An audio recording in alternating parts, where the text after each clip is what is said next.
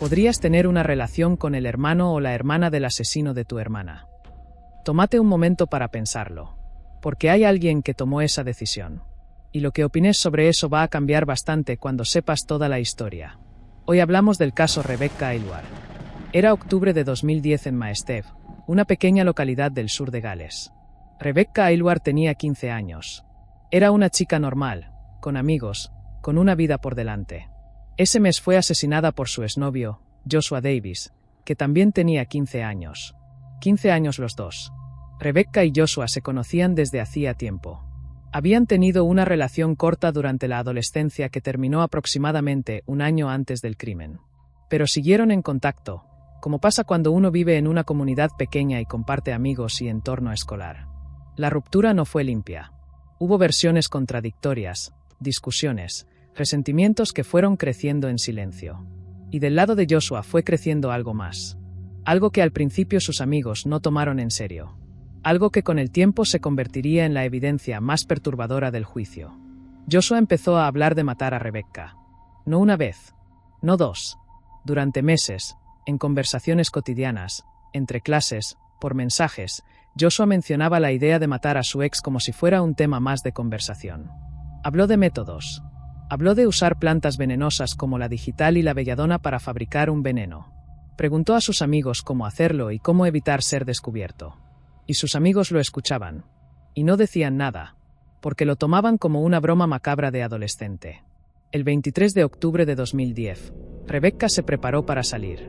Se puso ropa nueva que había comprado especialmente para ese día. Tenía previsto encontrarse con Joshua en un bosque cerca de Aberkenfig, una zona que los adolescentes de la zona usaban para pasar el rato. Rebecca creía que esa conversación podía ser una reconciliación. Antes de entrar al bosque, Joshua le dijo a uno de sus amigos algo que los fiscales usarían después como prueba de premeditación. Ha llegado el momento. Lo que pasó en ese bosque lo reconstruyeron los fiscales a partir de las confesiones que Joshua hizo después a sus propios amigos. La condujo hasta una zona apartada entre los árboles. La atacó con una piedra grande, del tamaño de un balón de rugby. Le golpeó la cabeza repetidamente. Según lo que él mismo confesó a sus amigos, intentó primero romperle el cuello pero ella gritó. Entonces usó la piedra. La dejó tendida boca abajo en el suelo húmedo del bosque. Mientras todavía estaba en el bosque, un amigo lo llamó por teléfono y le preguntó si estaba con Rebecca.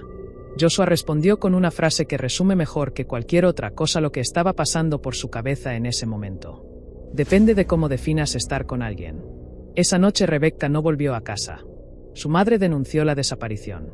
A la mañana siguiente, el domingo, 24 de octubre, su cuerpo fue encontrado en el bosque de Aberkenfig. Tenía 15 años y se había puesto ropa nueva porque creía que iba a una reconciliación. Llegado a este punto no puedo evitar hacerme una pregunta que creo que muchos se están haciendo también. ¿Qué estaba pasando por la cabeza de esta persona? Porque esto no fue un arrebato. No fue un momento de furia que se salió de control. Esto fue premeditado. Planificado durante meses. Con métodos, con conversaciones, con una piedra y un bosque elegidos de antemano. Y en toda esa planificación, en algún momento, ¿no surgió la pregunta más básica de todas? ¿Qué va a pasar después? ¿Pensó que no habría consecuencias? ¿O simplemente no le importó? Tenía 15 años. Y eso no lo explica ni lo justifica, pero obliga a preguntarse cómo se llega ahí. Cómo una persona tan joven desarrolla esa frialdad. Esa capacidad de planificar la muerte de alguien como si fuera cualquier otra cosa. Y entonces aparece la otra pregunta. La que incomoda más. Los padres. Él fue criado por alguien. Alguien lo vio crecer, lo educó, estuvo presente en su vida. Y en algún lugar de ese proceso algo falló. Porque una buena crianza no da como resultado un asesino frío que planea un crimen así con total naturalidad. No digo que sus padres sean culpables de lo que hizo. Pero sí creo que esta historia obliga a preguntarse hasta dónde llega la responsabilidad de quienes forman a una persona. ¿Qué señales se ignoraron? ¿Qué conversaciones nunca se tuvieron? Porque Joshua Davis no se convirtió en esto de un día para el otro. Esa misma noche, mientras la familia de Rebecca esperaba su regreso, Joshua Davis estaba en su casa comportándose con una normalidad que resulta difícil de procesar. Publicó en Facebook que había tenido un día bastante bueno, que había desayunado delicioso. A la mañana siguiente fue a ver a sus padres y les dijo que una chica que conocía estaría desaparecida y que temía que le hubiera pasado algo malo. Sus padres llamaron a la policía. Y fue así como una búsqueda de persona desaparecida se convirtió rápidamente en una investigación de homicidio. La policía confiscó teléfonos, extrajo historiales de mensajes, y lo que encontró adentro construyó uno de los casos más perturbadores que se recuerdan en Gales. Porque Joshua no solo había hablado de matar a Rebecca en persona, lo había escrito, con fecha, con hora, con detalles. Semanas antes del crimen le había preguntado a uno de sus amigos qué le daría si realmente la mataba. La respuesta del amigo fue desenfadada, casi cómica en su inconsciencia. «Te invitaría a desayunar», le dijo, tomando la pregunta como una broma. 2 días antes del asesinato, Joshua le escribió un mensaje que los fiscales convertirían en pieza central del juicio. «No digas nada», escribió, «pero puede que me debas un desayuno». Sus amigos lo leyeron. Y tampoco dijeron nada.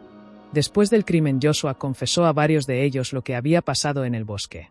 Les describió cómo intentó romperle el cuello y cómo usó la piedra cuando ella gritó. Les preguntó qué tan difícil era romperle el cuello a alguien, como si estuviera procesando en voz alta lo que acababa de hacer. Fue uno de esos amigos el que finalmente se derrumbó. Se lo contó a sus padres. Y sus padres llevaron a la policía hasta el bosque donde yacía el cuerpo de Rebecca. Y acá es donde necesito pausar de nuevo porque hay algo en todo esto que no puedo dejar pasar. Los amigos de Joshua Davis sabían. No todo, quizás. Pero sabían suficiente. Durante meses escucharon a un chico hablar de matar a su exnovia con una naturalidad perturbadora. Escucharon métodos. Escucharon planes. Y cuando les preguntó qué le darían si lo hacía, uno le ofreció un desayuno. Una broma. Todo era una broma. Eso es lo que quiero que analicemos juntos porque creo que es una de las partes más importantes de este caso y una de las menos discutidas. Hasta dónde llega la responsabilidad de quienes escuchan y no actúan. Joshua Davis fue juzgado en el Tribunal de la Corona de Swansea en 2011. El juicio duró aproximadamente 4 semanas. Durante el proceso, Davis negó ser el asesino. Culpó a su mejor amigo. Dijo que todo había sido una broma que salió mal y que él no había sido el atacante. Su defensa intentó sembrar la duda señalando a otro como el verdadero culpable. El jurado no le creyó.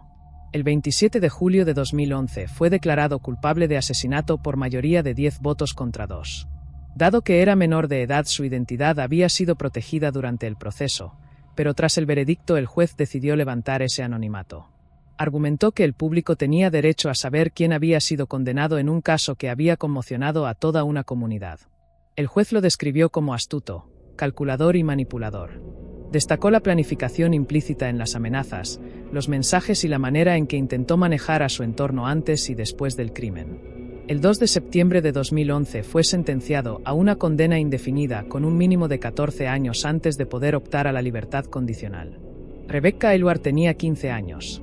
Se había puesto ropa nueva porque creía que iba a una reconciliación. Años después de la condena, otro capítulo de esta historia salió a la luz. Uno que generó reacciones muy divididas y que vuelve a poner sobre la mesa una pregunta que no tiene una respuesta fácil. Jessica, la hermana de Rebecca, inició una relación con Jordan Davis, el hermano de Joshua, el asesino de su hermana. En 2024 se informó que Jessica y Jordan tuvieron 2 hijos juntos. La familia de Rebecca quedó destrozada por segunda vez. Y eso nos lleva de vuelta a la pregunta con la que arrancamos este vídeo. ¿Podrías tener una relación con el hermano o la hermana del asesino de tu hermana? La verdad es que yo no podría. Por más que me digan que se conocían antes de que ocurriera el crimen. Por más atracción que exista. Por más que el hermano sea todo lo contrario al asesino. Hacer eso, en mi opinión, es cruzar una línea que rompe con el vínculo sanguíneo. Es como despreciar a tu propia hermana por una persona. Como si fuera la única persona que existe en la Tierra. Y hay algo más que nadie parece considerar cuando habla de esta situación. Imaginemos por un momento que años más tarde Joshua Davis queda en libertad. Que por alguna de esas casualidades de la vida te lo cruzas en una reunión familiar. En una celebración. En cualquier situación cotidiana. Porque si estás en pareja con su hermano, ese escenario no es descabellado. Es inevitable. ¿Cómo se sienta uno a la misma mesa con el asesino de su hermana? Yo no tengo la respuesta. Y no voy a juzgar a Jessica porque no viví lo que ella vivió. Pero sí creo que hay decisiones que, aunque sean completamente personales, tienen un peso que va mucho más allá de uno mismo. Rebecca tenía 15 años. Se puso ropa nueva para lo que creía que iba a ser una reconciliación. Eso es lo que no debería olvidarse nunca.